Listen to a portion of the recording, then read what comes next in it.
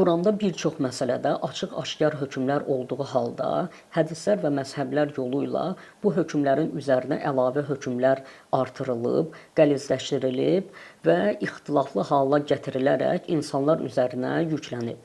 Burada bir irad gətirilə bilər ki, biz Qurandan əlavə hədisləri də dində mənbə olaraq qəbul edirik və hədislərdə nə yazılıbsa biz ona əməl edirik. Amma məsələ təkcə hədislərdə var, biz də qəbul edirik deməklə bitmir. Çünki bu məsələləri qəbul etdiyimiz an ən azı 3 ciddi bir problemlə üzləşə bilərik. Birinci və ən önəmli problem Qurandan başqa şeyləri din kimi qəbul etməyimizdir. Bu da dində Allahdan başqa hökm sahibi olduğunu qəbul etmək deməkdir və Quran bunu Allaha şərik qoşmaq kimi bizlərə izah edir. Bundan əlavə Quranda dinin yeganə sahibi Allahın olduğu qeyd olunur. Bizim yalnız bu kitabdan, yəni Qurandan hesaba çəkiləcəyimiz qeyd olunur. İkinci problem, bu hökmləri qəbul etməklə biz dini çox çətin bir hala gətirmiş oluruq. Dinimiz hasandır və hasan idi. Lakin biz onu çətinləşdirmişik, əlavələr çox eləmişik.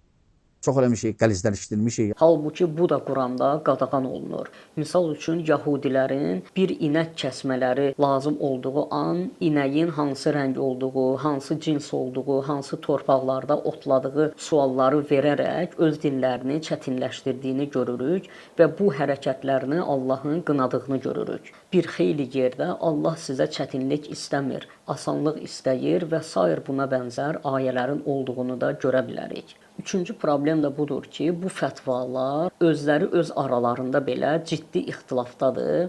Bir məsələ üçün bir məzhəb halaldır dediyi halda, digər məzhəb haramdır deyir. Bir hədisdə olmaz dediyi halda, digər hədisdə eyni məsələ üçün olar deyilir.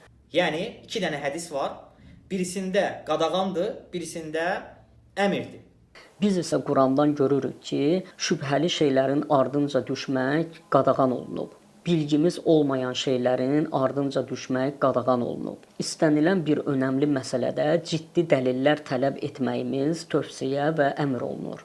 Biz isə Qurandan kənar hökmləri dini hökm kimi qəbul etməklə bunu kimi və buna bənzər bir xeyli ayələrə zidd getmiş oluruq. Az sayda və asan bir şəkildə icra eləyə biləcəyimiz əmrləri fətvalarla, hədislərlə və sair fikirlərlə çətinləşdirib çıxılmaz bir hala gətiririk.